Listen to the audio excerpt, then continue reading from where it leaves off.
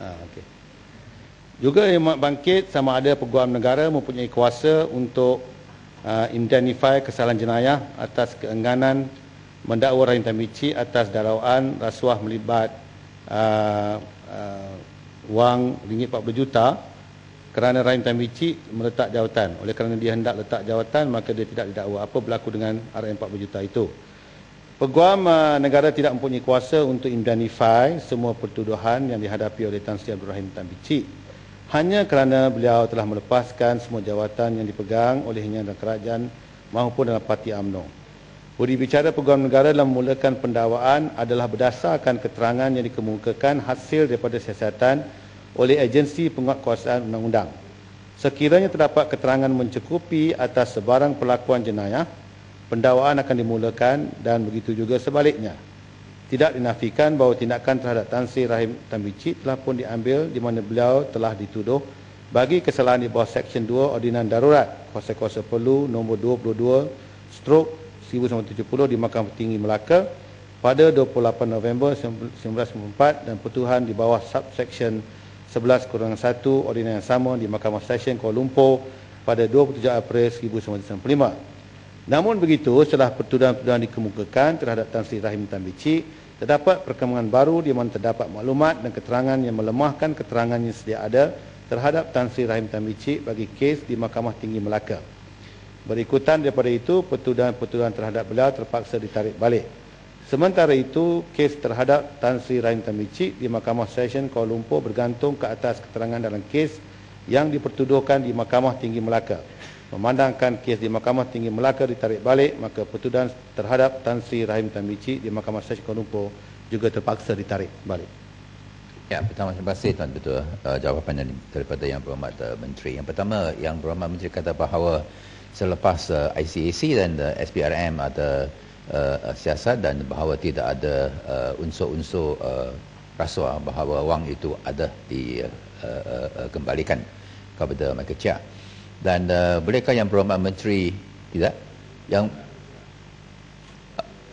kepada UMNO kata UMNO Sabah, tapi apabila wang itu di-confiscated oleh ICAC masa itu atau dibekukan untuk 3 tahun yang dibenarkan oleh undang-undang yang berkenaan, adakah benar bahawa SPRM dan pihak berkuasa Malaysia tidak meminta bantuan daripada pihak-pihak berkuasa di Switzerland mengenai akaun-akaun yang ada dilaporkan dalam internet di mana menunjukkan adalah kickback timber. Punca wang itu ialah sebahagian daripada mengikut laporan-laporan itu mungkin sebanyak 90 juta dolar US. Adakah kenapa tidak bantuan dimemohon oleh pihak Malaysia kepada pihak kerajaan Swiss, sungguh pun ICAC atau Hong Kong ada buat begitu? Dan kedua, tadi kita ada dengar bahawa daripada seorang ahli parlimen bahawa tidak benar ada duit itu didapati dibekukan, ada, dan kenapa boleh berlaku penafian ini? Dan apabila tadi Yang Berhormat Menteri kata bahawa selepas 3 tahun ini duit itu adalah teruskan masuk itu akaun Sabah UMNO. Dan kedua, mengenai kes Rahim Tamici, apa sudah terjadi kepada wang itu 40 juta ringgit dan saham-saham?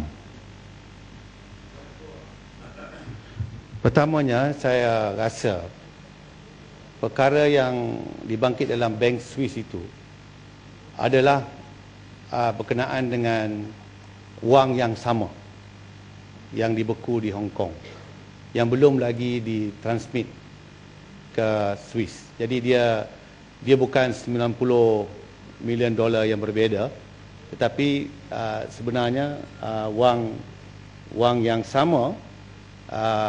Kerana wang di Hong Kong itu diletak dalam investment account dan ada pertanyaan, saya tidak tahu detailnya, tapi cuma saya yang tahu bahawa ada pertanyaan mungkin diinvest di Swiss Bank.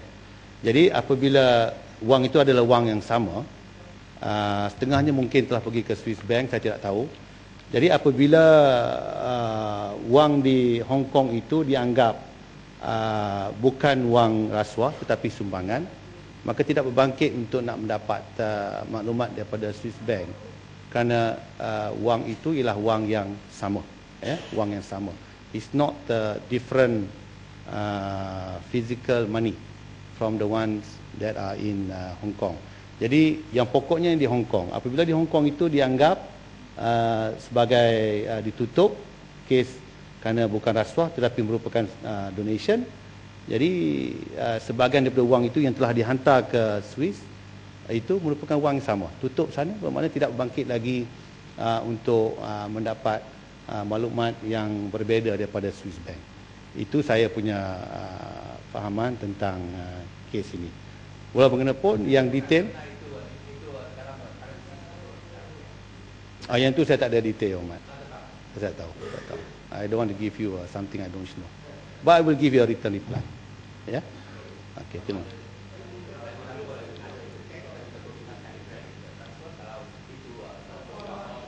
Ya. Okey. Rahim Tamici. Rahim Tamici 40 juta. Jadi saya tidak ada maklumat ke mana pergi 40 juta ni. Dia cuma dikatakan telah ditarik balik kesnya berdasarkan jawapan alasan telah saya beri. Tapi yang ni saya kena tanya kepada mereka lah, di mana 40 juta tu.